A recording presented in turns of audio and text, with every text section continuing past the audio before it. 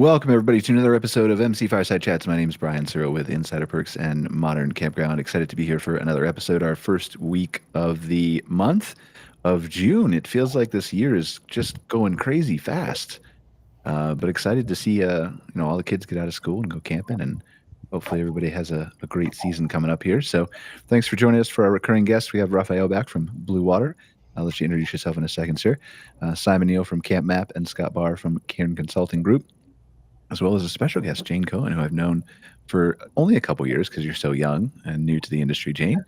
But glad to have you here and excited to talk to you about some of the things you have going on, obviously, at Campground Consulting Group. And I'm sure there's like a dozen new things since we last saw each other, I think in November, that you've got your hands in. So excited to talk to you about that. Let's go around the room and just introduce everybody briefly. Who wants to start? I'll kick us off. So Rafael, Correa, President and CFO of Blue Water, and we are a outdoor hospitality management company and ownership group. And so we own about 12 properties ourselves, and we manage a total of about 70 properties, about 60 of which are campgrounds. The rest are hotels, marinas, and some other attraction type businesses that are ancillary and kind of adjacent. But been in the industry now going on almost 14 years, and been excited to see its evolution and love being a part of it. You've been here 14 years, or Blue Water's been here 14 years? I have been in Blue Water about 14 years. Wow, I didn't know that. How did I not know that? I've been here 16 years, or 17. I don't know. It gets older every year. Is that your office behind you? Yeah, this is Blue Water HQ in Ocean City, Maryland. But that's like your office for Rafael? Yep. Jeez, man, I must have done something wrong in my 16 years. Fuck. All right, thanks for being here, Rafael. Appreciate it. Scott. Well, I'm obviously, in a cabin, so yeah, you both got me beat. Oh no, I like cabins better. You win. Scott Bahr with Cairn Consulting Group. We do market research. I've worked in outdoor hospitality for about 25 years. So that is it like you're like anyway, so I do market research. Come at me, bro. Is that what that was? I don't know what that was. What's that? It's like, so I've been here 25 years, guys. What are you talking about? Your measly 14? I know. It's like you're teenagers still. It's like, come on. No, I'm fine. You can call me a teenager. I'm fine with that. Drink yet. No hair up here, but yeah, that's fine. I'm introduced. Simon from Camp Map, who has a different background. Yeah, so I'm currently visiting a customer in the US, but I'm the founder of Camp Map. We're a web platform that helps outdoor hospitality, campgrounds, RV parks, glamping sites, improve marketing and guest experience with professional digital maps. So we take your traditional PDF map, we make that digital and do all sorts of extra things that help solve your guest problems. Awesome. Thanks for being here, Simon. And last but not least, our esteemed special guest, Jayne Cohen. Well, thank you for that nice introduction and for calling me young. I actually am celebrating my 50th year in this industry as of January. And how do you do that? And you're only 27. I know, it's amazing. It's a trick. But I have been around for quite a while, and I love this industry. I'm the founder and CEO of Campground Consulting Group. Our sister company is Glamping Consulting Group, and we do everything campgrounds. So consulting, operations, marketing, and we love the industry. Awesome. Well, thanks for being here, Jayne. I'm excited to dive a little bit more into your company. Typically what I want to do first, just toss it to kind of our recurring guests, Rafael, Scott, Simon. Is there anything that's come across your guys' desk since you've been last on the show that you think we should cover, we should talk about? Obviously, we're focusing on industry trends and insights, but really anything is up for grabs. I saw an interesting post today. I think it was the Baltimore Sun posted it on Instagram, but it was in reference to Raystown Lake in Pennsylvania, the largest recreational lake run by the Army Corps. Okay. And apparently the camping there is shut down due to staffing cuts related to, the DOGE and efficiency efforts. And so they were interviewing some of the local businesses there, and they said their Memorial Day weekend was down 40 to 50% from the usual volume of business they saw.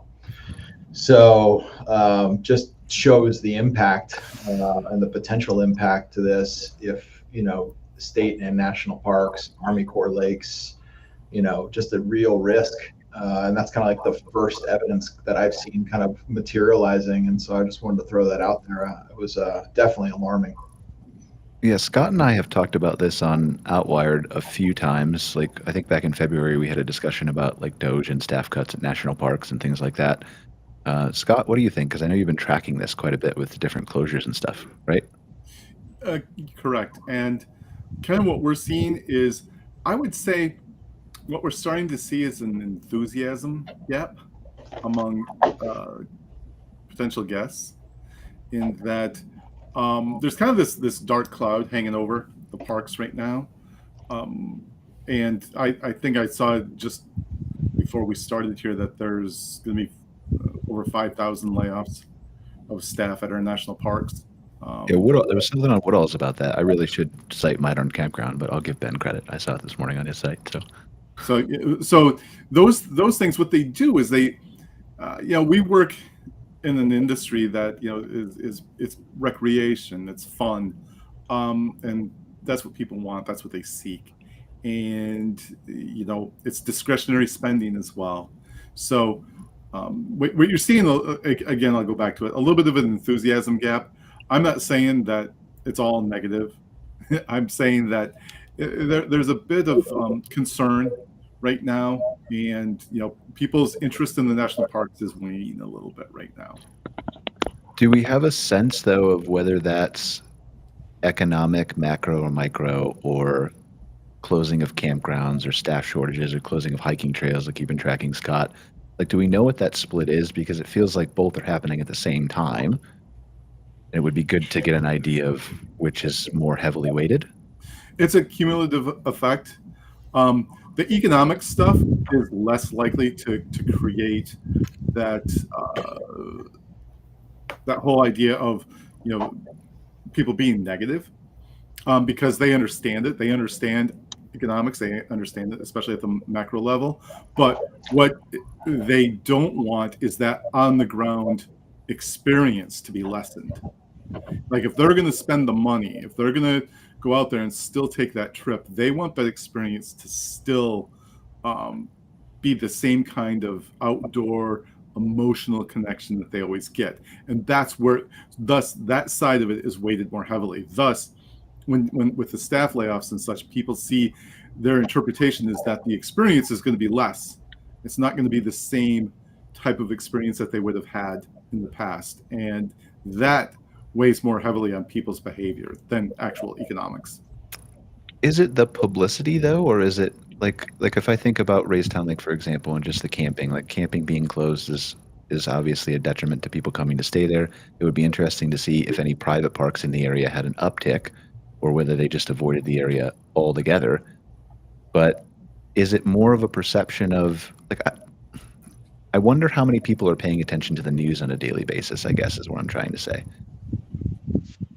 versus just assuming it's going to I think it's interesting. I will tell you that, we're based in Ocean City, Maryland, and we have a lot of hotel and campground operations right in our backyard, right? It's where we started. It's our home base. It's the market we know the absolute best. And in our market, we pull from the DC, Northern Virginia region. We pull from Baltimore, Philadelphia, all the way out to Pittsburgh. When we were Pittsburgh's beach town, and so we have these great MSAs that we service. And so there was real concern with all the federal government layoffs that they were talking about and all the coming back to the office and everything else, that we were really kind of concerned about the market being down, like being significantly down this summer, with people just being uncertain about their job security and everything else. And, the weird part, the unique part, interesting part, whatever we want to call it, it's been the exact opposite. Like, this particular market, I am up and up in pretty significant ways, which has been shocking to me. But I think it's also a testament to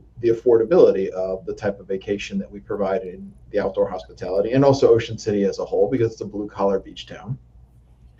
And so I think that we're a drive-to market. It's still affordable. And so with the uncertainty, maybe it's playing to our strength. Mm-hmm. I would say that drive-to part of the equation is super important. I do think people will be staying closer to home and taking those tests. It's got the uncertainty with the longer, bigger trips. So if people are driving to your destination, I think you have a serious advantage. Which And I would think disproportionately. Sorry, go ahead. I was going to think that's right too, Scott, because I'll tell you that when I look at the portfolio holistically and I try to slice it up in different ways, the one area where I'm seeing the most pain in the form of bookings being down the same time last year is national parks. And the national park drive distance, one of my campgrounds, near a national park, the average distance somebody drives is 800 miles average, right? And it's down. And so I think that's the other part is the national parks are usually bucket list trips, do it once or maybe twice or different areas of it, but you're not going to do them over and over again more often than not because you want to see the other ones. And they're typically going to be a longer travel for a lot of people. And so I think that that's being reflected in the numbers that I'm seeing is that most of our national park adjacent parks are some of the worst performers being down the same time last year. And if it's going to be a bucket list trip, you want to save it for the best year you could possibly go to it, not when maybe, right? And Yeah, add that to it too, yeah. I mean, that was when I moved up to Calgary. I came up here during the pandemic, and they had the Calgary Stampede, like biggest, hugest outdoor show in the world, right? And they had it kind of put on after the pandemic, but still things were still closed down. And I was like, no, I just want to wait till next year. I want to see it at its best, the way the Calgary Stampede should be. And so I think that's the same type of sentiment there.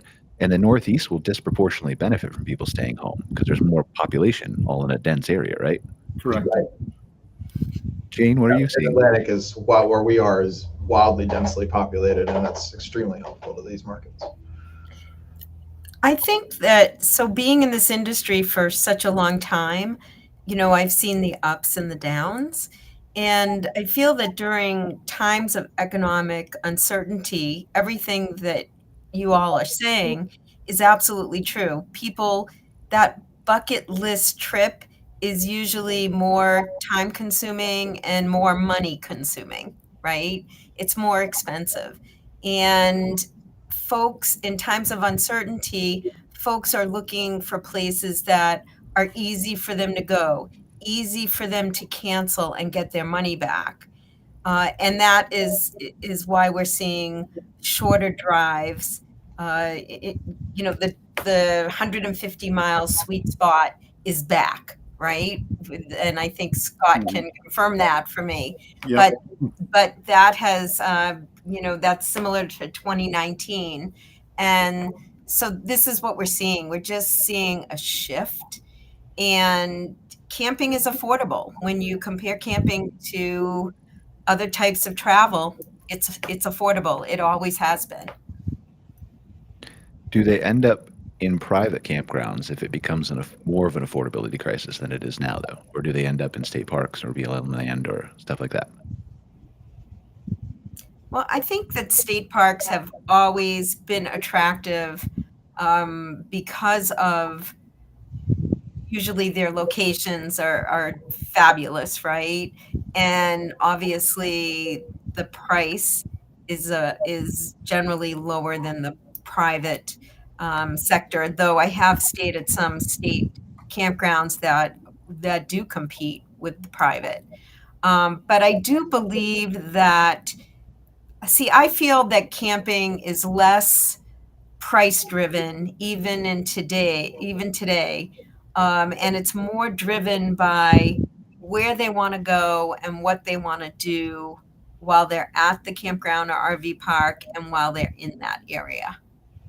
Because I think with camping, you can make your trip fit your budget. So if you pay a little bit more for the campsite because you want to be in a certain area, then maybe you don't go out to eat, as many times. So I feel that I feel like pricing is not always the case. And I am a camper and I've been a camper all my life.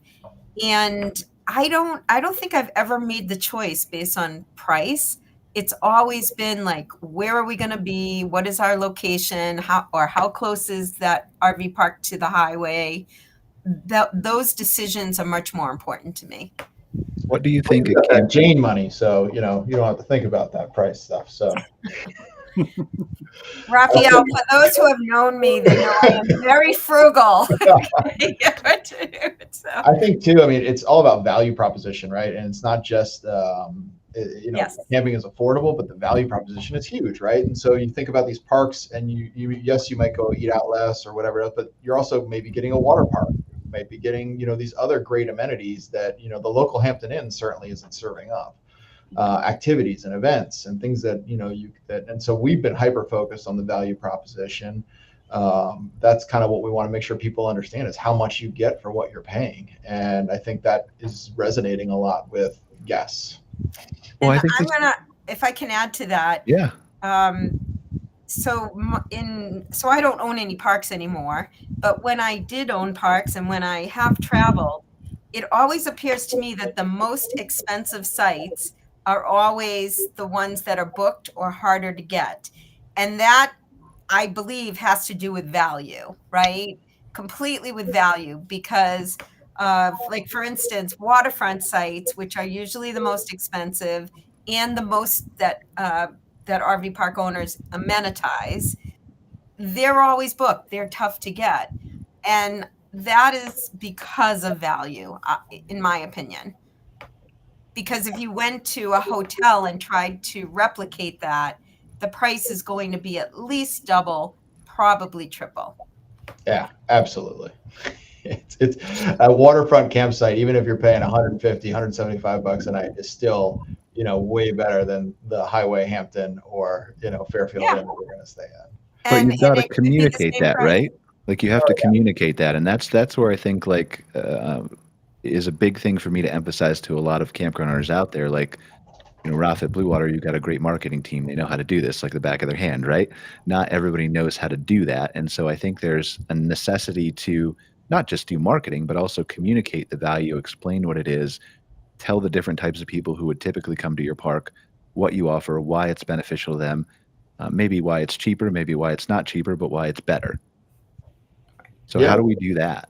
Well, I think there's a lot of different tools to that, and I know Simon's going to have some thoughts on this because his tool that he provides these campground owners helps to demonstrate that value in a much more realistic way when you're in that buying process. And we'll talk about booking window, I'm sure, because that's another variable this year that we're dealing with.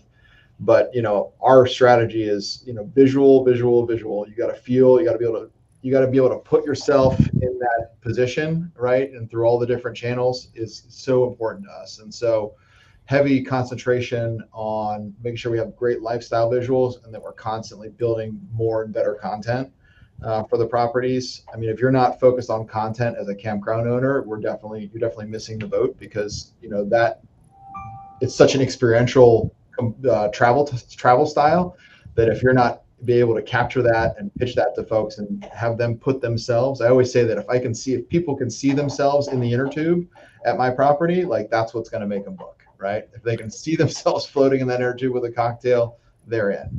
And I think the other thing, there's been a lot published about it, is this concept of micro influencers, right? It's not even you have to get these like people with these gigantic followerships. They're great, right? If you can get them and they'll move the needle for you, but even some of these micro folks that have these little pockets of communities they can reach out to and introduce your asset to and introduce your experience to them, they are even better, right, than photo and video and really immersing someone in the opportunity, right? They're actually giving feeling to the experience that photo and video only go so far to do. Well, let's talk about a couple of these, right? Like starting with Simon's map, right? Camp map. And Simon, like, obviously talk about some different things if you have different ideas, but tell people, like, I mean, this is a key component. Like, there are other things that we'll talk about, right? But the map is one way that you can see on your website, you can discover, you can see exactly what you're getting and how far away it is from a campsite and the value prop and all that stuff. So tell us about that. Yeah, I mean, it's just about going into the mind of your customer or your guest. The more excitement you can build, the better, and the more uncertainty you can bring down, the better. So that's the two things we work on. So we focus on making our maps really accurate and realistic. So when you look at them, you know exactly what you're going to get. where things are, but then you can really drill down into the details, see site-specific photos, what do the bathhouse look like, what does the pool look like, and the more of this, really specific information you can feed them if they want to look for it, the better it is. I mean, people really want to know what they're going to buy, what they're going to get beforehand, and if you can provide that, you're going to do great. Is there any data that you have, Simon, on the, I don't want to call it a conversion rate because I don't know if you go map directly to booking, although I do know, like you do embed the bookings in the maps, I think, if I remember correctly. Yeah. But is there any data on how that impacts the overall guest journey to booking? What we see is a huge amount of activity before booking. So we typically present our maps on the homepage of our customer's website. So the guest comes to the homepage, they look around, then they go in the map, and they spend a long time in the map, clicking on everything, clicking on the pool, clicking on the reception, clicking on the sites individually. And it kind of builds up the activity, and then the final result is, book now, which is inside the map as well. So that's kind of where we add value, is we provide all that context, the location context, the excitement, reduce the uncertainty, and then you have an immediate route to booking. I think any way you can kind of achieve that is great, but it's all about specific, accurate information. I want to come back to you in a second, talk about your U.S. trip, but I want to see if these other guys have any other ideas while we're on the subject of things that we could use to enhance the value prop, the way we share it, the way we send our messaging, the way we communicate. Any ideas, guys? Nobody has any ideas, really? I shared mine already. Oh, okay. Come on, Jayne, Campground Consulting Group, 50 years. You must have like 1,000 of them. I think that first of all, your websites need to show an experience, but they need to give you a feeling. It's about getting on the website and picture. You know how they always say pictures tell you 1,000 words, or that saying, and that's. I feel that that's what you have to do in your website. Like, besides the fact that you have to capture them and convert people looking to bookings and that type of stuff, I just feel that when you go to someone's website, it needs to stand out as an individual, and not, because when people are looking to go camping, they look, in my experience, they look towards an area. This is the area I want to go. And then they start looking at different campgrounds, and your experience on the website needs to stick out amongst the others. It can't be that same look, that same feel, that, okay, I'll give you some pictures, I'll tell you what my facilities are, I'll show you, a map, and then you can book. It cannot be that old time campground website experience. Especially going into a more competitive landscape that generally comes out of what may or may not be a down economy, right? Yes, it needs to be fun. It needs to be fun and exciting and make me want to go there. But there's all kinds of different ways to accomplish that, right? Like, obviously there's and this is me just putting my marketing hat on for a second, but there's your website design, and then there are features like Simon's map that you can embed in it. There are virtual 360 tours that you can put in.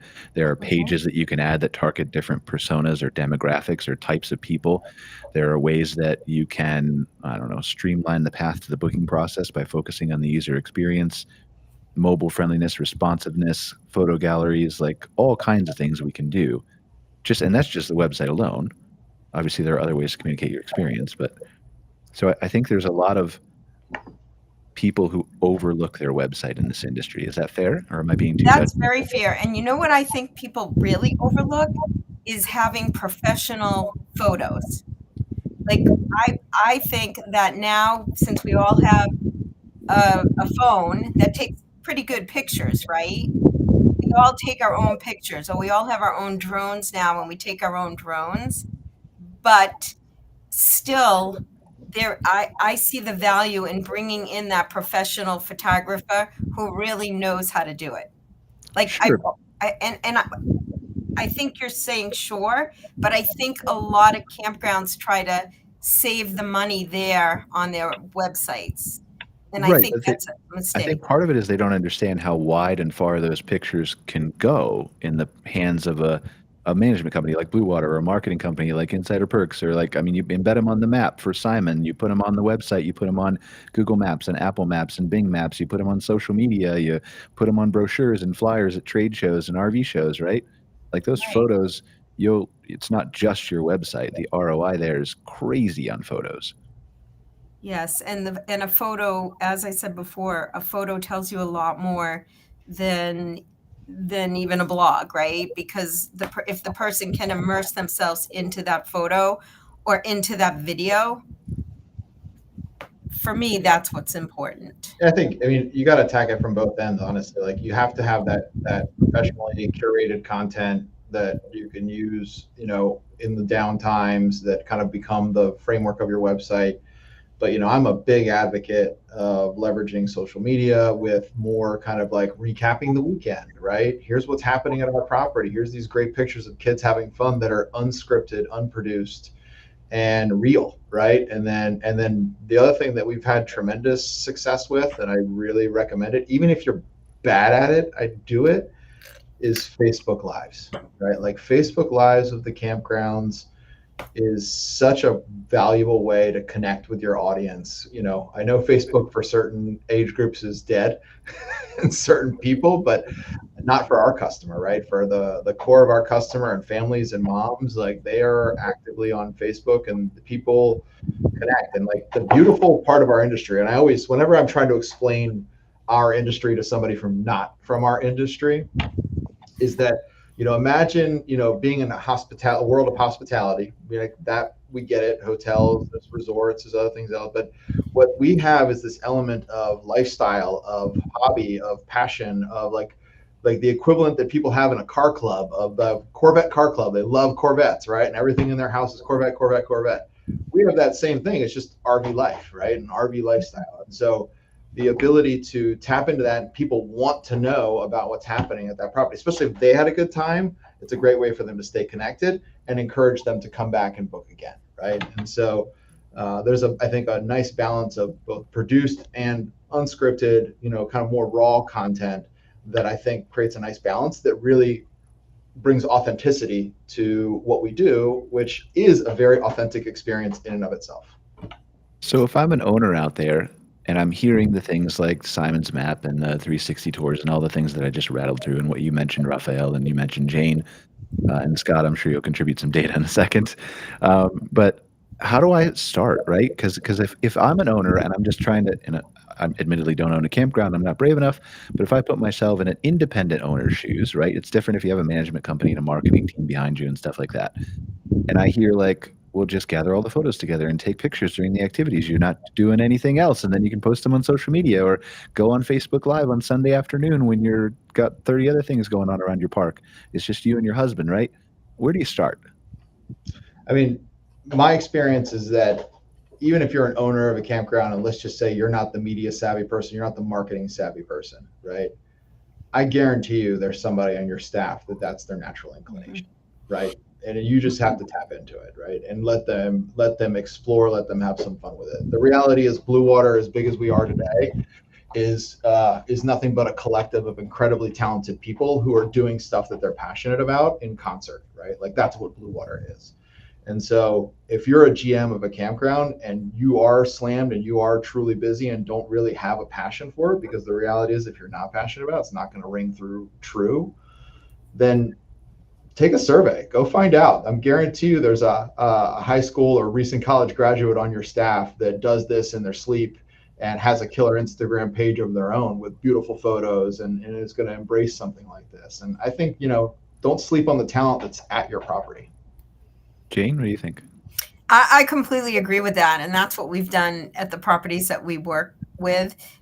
You know, the social media, the Instagram, even the TikTok, you know, that's not something I'm personally good at. I'm only really on social media and I follow some of my clients' social media, but I know how important it is. And I think it's best to have somebody who's super creative and and knows how to do these kind of things. And there are a lot of young people out there that love doing it. It's like a hobby to them. And if they can turn this hobby into a job, it's really a fun job for them. The other thing is that I feel that if you are the owner of a campground, your time is already spent. Like if you're operating your own park, you do not have the time. Even if you have the knowledge, you probably don't have the time to do a social media or digital campaign for yourself, because it's just like if you run activities, you should really have someone out there that's doing the activities for you, because when you're going to do an activity, it has to happen at that time. And if you're going to get out there and take videos and post Instagram video, any type of videos, you need to have the time to do that, and you need to be available to be out on your grounds to do that. And I personally worked my campgrounds, boots on the ground for many years.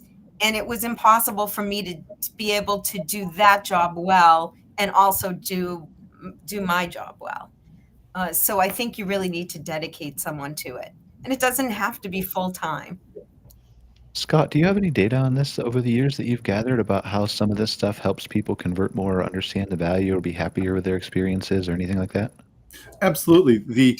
What we know is that about, I don't know, 3/4 of campers, when they're looking for a destination, the pictures are the most important consideration. It rises to the top in any of the work we've done, especially in recent years. So, to just kind of put a bow on that topic with photography, it's that important. And you can just make them up on AI now. So, right, there you go. It's do it, yeah. Hey, Brian, can we send Simon a new water bottle? That thing looks like it's seen some things. Hold that thing up, Simon. I need to see that bad boy. It's also quite large. That thing's been around the world a couple It's times. been around a lot of places in the I mean, mine's not that bad, but I got some serious dents on the bottom of my insulated water bottle from hiking and dropping it on trails. I'll send you a blue water sticker you can put on there. Maybe Can we switch subjects to something else? We can. I wanted to talk about Simon's experience. Well, Scott, first, were you done with your thoughts? Oh, no, that's fine. I was just going to add one more thing to the content, is to think of it in terms of, is your content active or static? And that to me is, people seek something active content. So yes, the answer is we can switch, but I wanted to ask Simon real quick about not about this, but about his experience so far in the States and what some of the things you've seen when you come over here and toured all these different campgrounds. It's your second trip, right? Yeah, second trip in 3 weeks. So yeah, I'm over here doing proof of concept, which is a different topic, but it's been really interesting because, I've been camping my whole life. We're based in Europe and the majority of our customers are still there. We've seen hundreds of campgrounds in detail, the good, the bad, and the ugly. So now I've been into 4 campgrounds in the last 2.5 weeks. It's really interesting to see the difference between Europe and the US. So I can talk a bit about that if that's interesting. Yeah, I'd love to hear it. Okay, so first I'll start with what's similar, the same. So I think the experience of arrival check-in is actually very similar.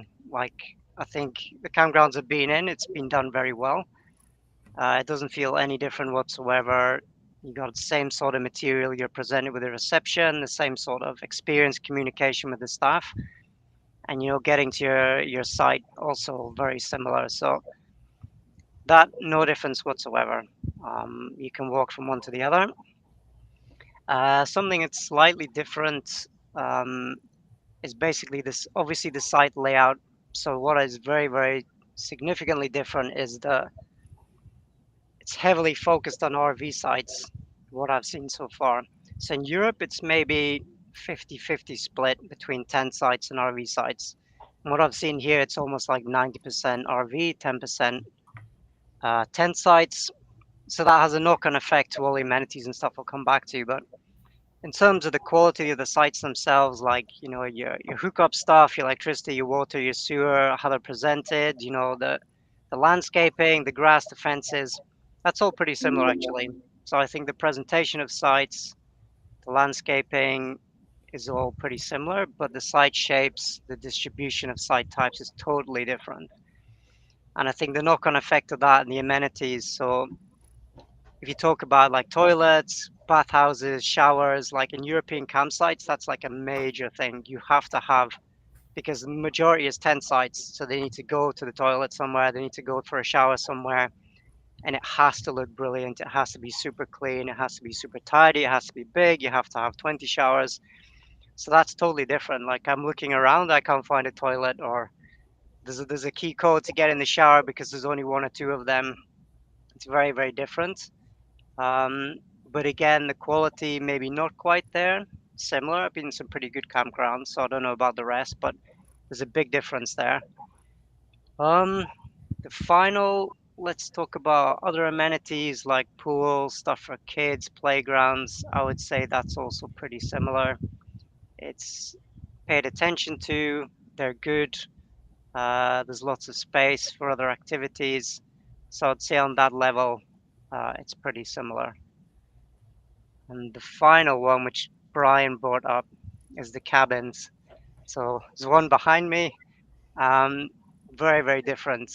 Like I think the size and the size is bigger, but the internal layout, the use of space, the thought for experience in the cabin is nowhere near the same. Like I was in one 2 weeks ago, and there's nowhere to hang your clothes up or put your clothes. It's okay, I'm gonna come in with my big rucksack for like 2 weeks stay, and where do I put it? Like there's nowhere there. Uh, like the kitchen, living room area, huge bit of white space in the middle with nothing in it. What do I do there? I'm not going to stand up in that space and spin around. It's just wasted space. So I think definitely a bit behind on cabin design and presentation of experience of cabins. Maybe that knocks on a bit to the glamping stuff.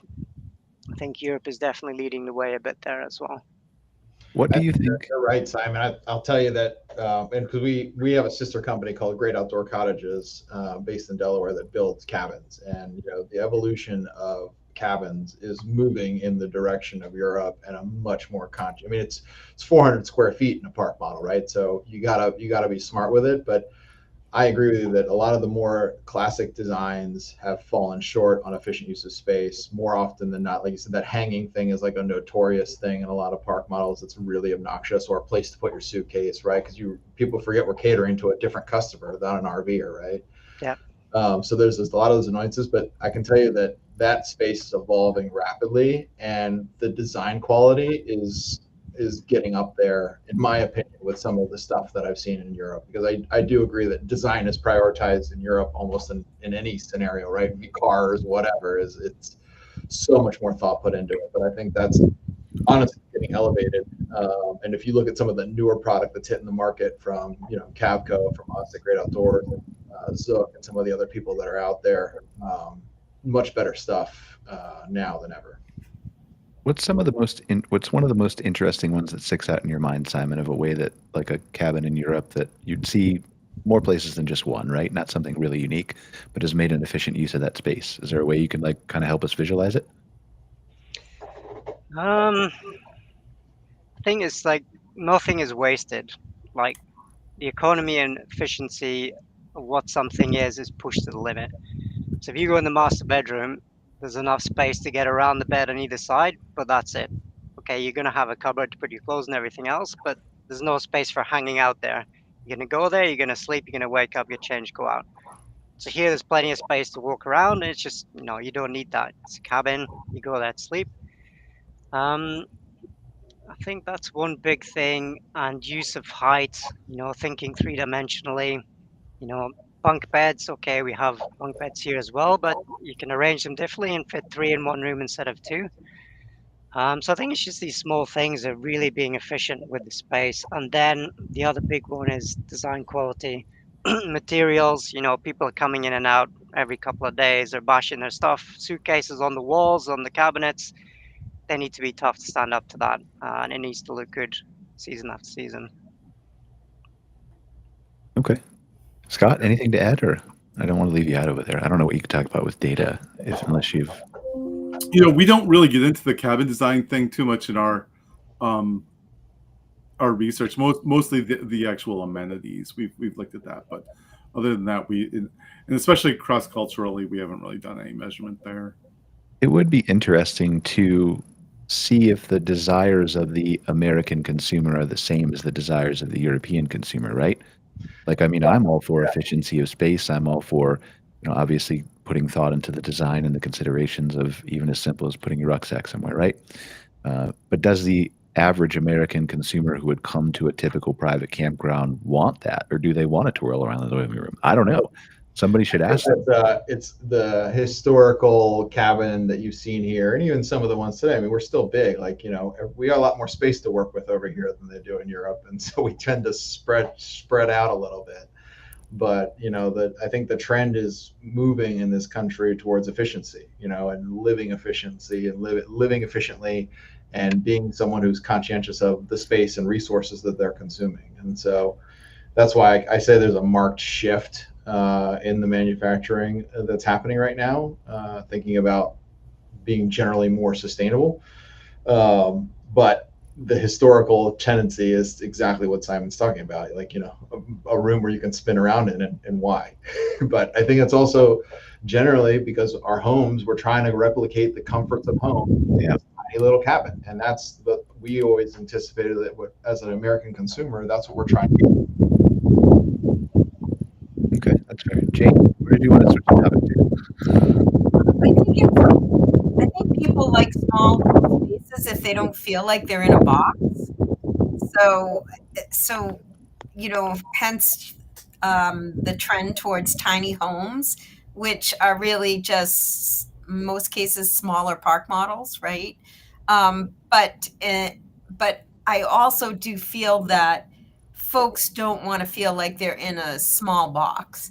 So if we can build things efficiency, but still give them maybe the ceiling's a little bit higher, or the roof is a little bit higher, because that gives them a feeling of they're in a bigger unit with more space, but in reality, it really is condensed. Do we want them inside, though? No, we don't want them inside, but at the end of the day, a camper that is staying with you at the end of the day is sleeping in that unit and spending a significant amount of time in that unit, right? They're sleeping there, so virtually half the day, and they're probably cooking food in there. And they're also, what becomes important about a rental is not just the rental itself, it's also the outside of the site, and how is the outside of the site designed.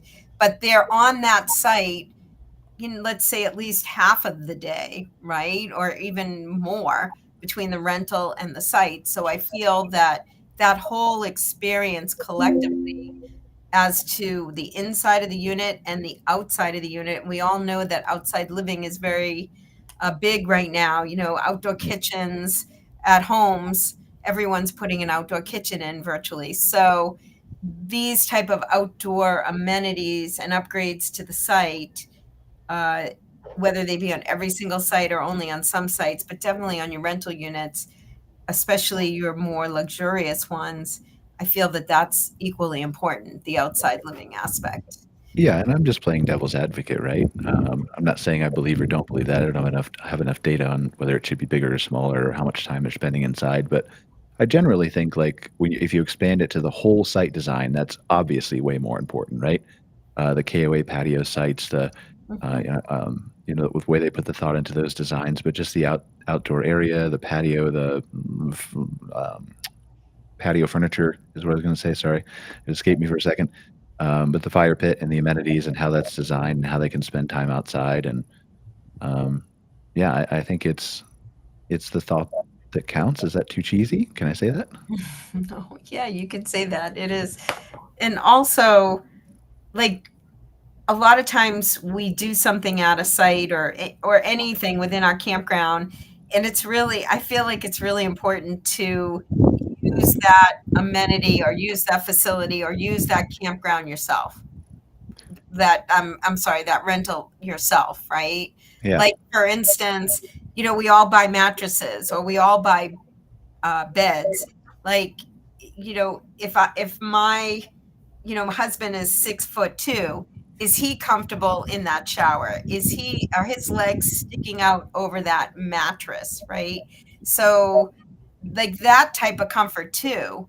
And those are the easy ones, but also like you should probably spend a couple nights in the bed to see whether your lower back begins to hurt, right? Yeah, because if I'm a camper and I'm renting and I'm not getting any sleep and I feel awful by the time I leave, I mean, I think, those type of things are very, very important.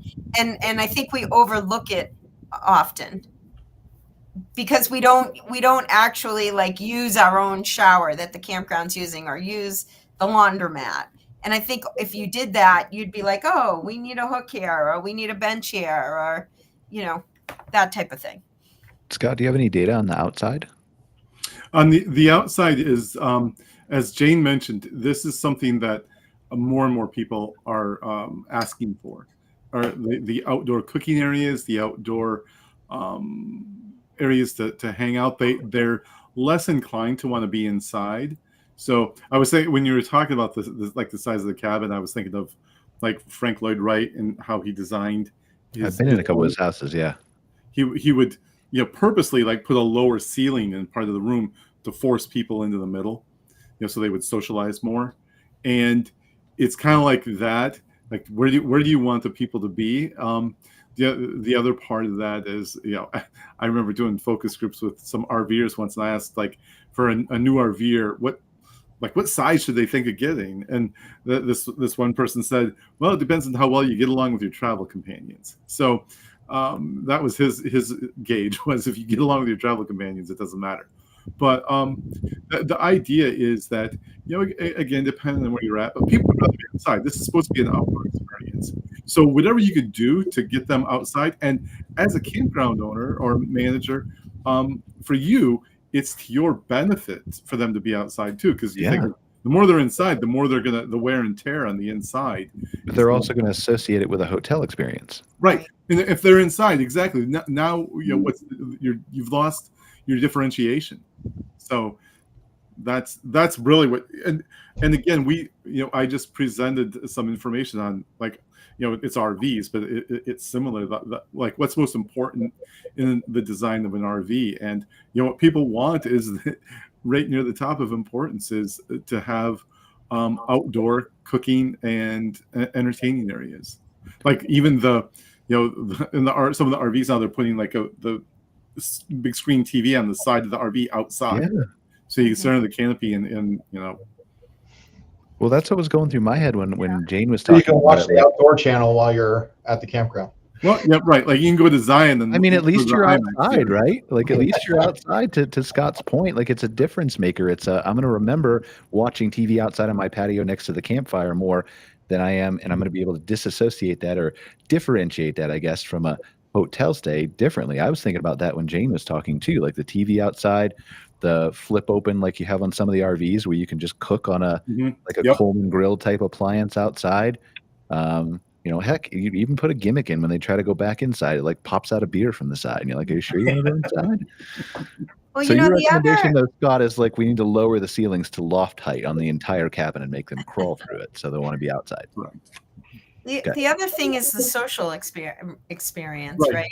Yep. Of being outside. And I feel like this extends, and when I asked to change the subject, this is what I wanted to change it to. I think this extends to, the relationship experience, because campers have always been big on that. And now where half of all reservations are being done online rather than someone on the phone, and, we're using gates and advanced check-in online, so you don't even have to stop at the office anymore. I think it's more important than ever for the staff and the managers to be present outside on the campground, on the grounds, and introducing themselves to campers and welcoming them to campers. It doesn't necessarily have to be a check-in, because I think it's great now that, we can have a 300 site park and we can check people in on a Friday night pretty quickly, right? Because everybody's paid in advance. They've already checked in, their license plate is registered in the gate, so they can go right through and so forth. I think that's wonderful. And I think guests, especially the younger generations, love it. But we cannot forget that we are in the outdoor hospitality business. And if you're going to operate that way with all the latest technology, again, I think it's wonderful. But by doing that, you lose some of the hospitality aspects of the business. And I think that is still very, very important. I'm going to play devil's advocate again and say, I don't know that you've lost it. I think it wasn't there in a lot of places to begin with. Because, like, and I'm not just talking about outdoor hospitality, I'm talking about hotels too. Like, it's still, like, if I go to a hotel on a business trip, it still amazes me when I'm that Marriott Platinum member and the manager writes me a handwritten note on a card, right? So Mhm. I think for sure you're absolutely correct. That should be done and should be done more. I don't know if we've lost it. I think we just need more of it. Well, and hopefully, by reducing the friction of a check-in, like you're talking about, Jayne, Of time. which yes, those were touch points, but they were also not necessarily value add touch points. That time can be refocused on value add touch points. Yes. Yeah.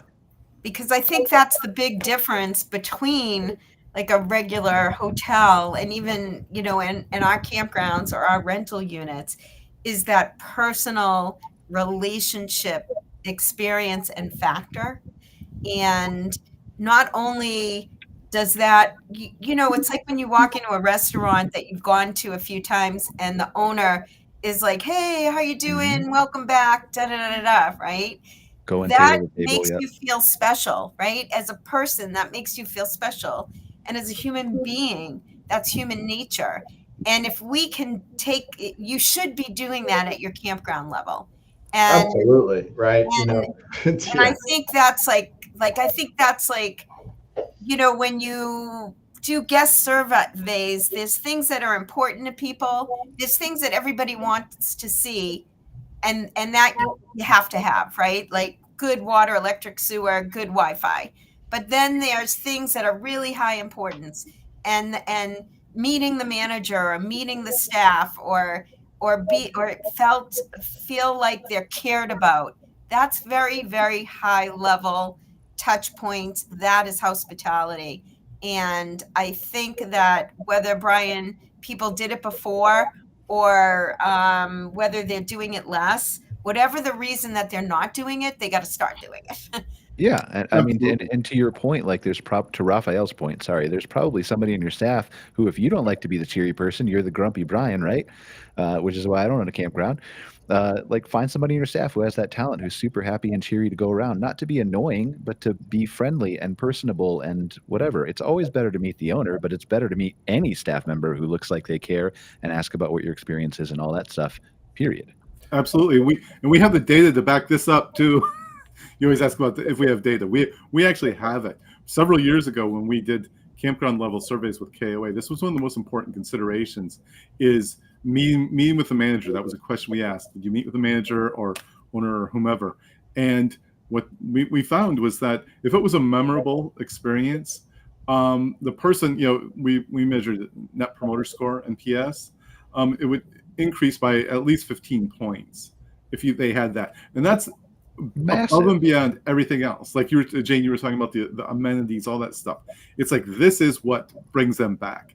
This is what it's really all about. Because you said it great. We're in hospitality. This is hospitality, and if you do that, it's like it's the key to your success. It's the lowest hanging fruit too, of all the things Absolutely. we've talked about on the, of having cabins that are designed more efficiently to make the guest feel better, of having the outside be better designed, of having amenities, of the differences between Europe and the United States, of all the things, the lowest hanging fruit is to go out and say hi. And it's Absolutely. the least expensive. It's the least expensive thing Yep. to do. Yep. It's a question of effort. And I'll tell you that, like, as somebody who's bought a number of campgrounds and, over the years, is that one of the things that I pay attention to is the relationship between the campground owner and the guest that's there, right? How intimate is that relationship? Because that's a risk to me to replace that, because Yes. I'm extremely proud of how Blue Water delivers a very high level of guest service across such a large portfolio. But can I ever replicate what a single owner operator does that's on that property every day, grinding it out and engaging with guests? Like, that is virtually impossible to replicate, and I don't care who you are. I think we get as close as humanly possible at scale. And the reason for that is because we at Blue Water have the most incredible core of general managers, I think, that exist in the industry. And they make or break our properties. And we could be the best management company in the world. And it doesn't matter if you don't have an engaged GM who's out there leading a team and leading and being A role model. being a role about being an ambassador, right, for the property to all the people that come to visit. And there is no way to set a hook deeper, right, to use a fishing analogy appropriate for Blue Water, than for a GM to engage with a guest in a meaningful way. And you know what else is that when your guest is getting that, when you have blemishes, and we all have blemishes, right? Nobody's perfect. They're way more forgiving about blemishes. And I'm sure, Scott, you'll support me that first time guests are more critical than repeat guests, would be my guess. And because they know our blemishes and they have like their sunglasses on, like they're feeling so good about being there that if something's a blemish, they can ignore it, right? It's not as important to them. It doesn't ruin Well, their. it's really the opposite, right? Because what happens is when things go wrong and you address it the right way, now you've built trust. Exactly. Right? And once you have trust, then you have a guest for life. And that's what I think is the most important factor here. So quite frankly, I finished reading a book not that long ago called The Obstacle is the Way, right? And it really talks about embracing the challenges that you're facing and changing the light in which you see them and how you address them. And the reality is that when things go sideways, that's an opportunity, right? That's an opportunity to gain a customer for life if you handle it the right way. Yep. But it should be your second opportunity, because your first one, if you had gone and talked to that person when they checked in and waved hello to them, they'd be much less likely to be screaming at you in the office. Yeah, you would be a person to them, not just somebody. And they're much more open to giving you constructive criticism. Yeah. That's valuable, Yeah, that you can actually benefit from. Right. That you can, it's always, my husband is one of those that if he has a bad meal at a restaurant, he won't say anything. He'll still leave a good tip, but he'll walk out and he'll say, well, I'll never go there again. And I always say, well, we always used to own our own businesses. Wouldn't you rather have been told about that problem so you could fix it? Right. And I think most people are more like my husband, that they're going to walk out and just not come back. That's not what I want as an owner. I want to be able to have a dialogue with that camper or that guest, good or bad, especially in the bad case, because I want to correct it. Absolutely. And that's what it was just mentioned a moment ago about the establishing that rapport up front. That's why it's so important to do that, because that person, like your husband, who, if he has skin in the game, so to speak, which is I have a relationship with these folks, he's much more likely to say, hey, your meal today you didn't bring it, versus I just not gonna do it again, because you don't have any kind of relationship. There's no connection there. Yeah, it's the unknown too. You don't know how they're going to react to you, whether you're going to waste your time or you're going to sit there waiting to talk to the owner for 10 minutes by the counter while the staff gets him, or if he's even going to come out. So like that, if you remove that unknown because you already have met the owner or whatever, or you care, or you've been there multiple times, and that's a whole different thing. What are you seeing, Simon, on your travels in the U.S. As far as hospitality goes? And how is it different than Europe, or is it the same? Yeah, I mean, I kind of mentioned with the check-in experience, that was the main touch point for me, and that was all the same. It was all good, very impressive, easy, nice engagement. How are you doing? Do you need help with anything? I haven't had really any contact beyond that, but it's also a bit different because I'm not a paying guest. I'm here helping out, working, but I think it's similar, and I think the level is pretty good. Do they tend to come around the campsite in Europe to greet people, or? Certainly not a GM. No way. I've never seen a GM ever in all my time. I think the main touch points you have are any of the amenity shop, stuff like that, or the children's entertainment team are around the campground all the time. They're engaging with the parents. You want to come this activity, and that's kind of the main interaction, I would say, then. But no, I've never had a manager come around and, hey, how are you doing? What's your feedback? Yeah. I think that just goes to show how impactful that could be, though. Hmm. Right? Whether it's in Europe or the United States, or a handwritten card or whatever. But yeah, I it's think touch it's points. extremely impactful. Yeah, no argument here, Jayne. Yeah. All right, we are running out of time here. So final thoughts from everybody. Jayne, you want to go first? Well, I just want to thank you for inviting me to be a guest. This is a first time experience for me, and it was fun, and I learned from it. And so I'd be happy to come back again. Is it really your first time on the show? Yeah, it's my first time, and I've known you since you entered the industry. Oh, Interesting. We'll blame Shara for that one. She's listening. Oh, She's a real person. That'll prove it, right? Simon, final thoughts? I'm kidding, Shara, by the way. No, I think it was just a nice discussion today. Nice to catch up with everybody. And yeah, industry-wide, I think it's all quite positive at the moment, from what I can feel. Awesome. Thanks for being here, Simon. And where can they find out more about Camp Map? Yeah, campmap.com. Pretty easy, all information there to get in touch with us, or search on LinkedIn, things like that. We're easy to find. And Jayne, I forgot to ask you, you want to share where they can find Campground Consulting Group? right there, campgroundconsultinggroup.com. Awesome. Rafael, final thoughts? My word of the season is cautiously optimistic. That's everybody's two word. words. Come up with a new word, man. That's the RV industry's word too. Yeah, so I'm really hopeful that we see kind of a good season. Figure out what our new baseline is.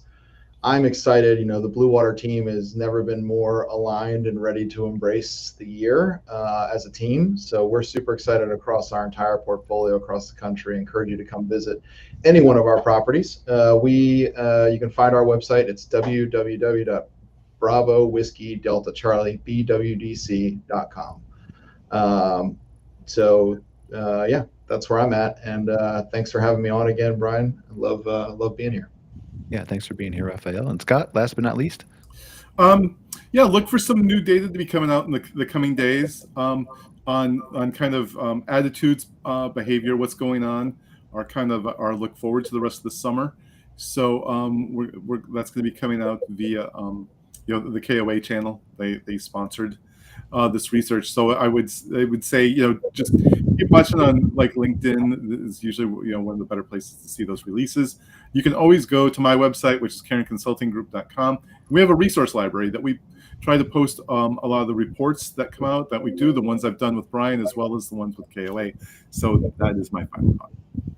Awesome. Well, thank you guys for being here for another episode of MC Fireside Chats. If you're not sick and tired of hearing of me and Scott yet, we'll be joined by our fellow co-host Greg Emmert in about an hour here, a little bit less, for Outwired. We're going to be talking about the future of PMS software and marketplaces and how those are going to change and whether you even need them at all in a future where AI is going to book everything for you. And then we'll talk about photos and videos and how everything's not real and it's fake, and you have to pay attention to that as a campground owner. So interesting discussions on Outwired later if you're not sick and tired of us. Otherwise, we'll see you next week on MC Fireside Chats. Thanks, guys. Appreciate you. Bye. See you. Bye-bye. See you guys. MC Fireside.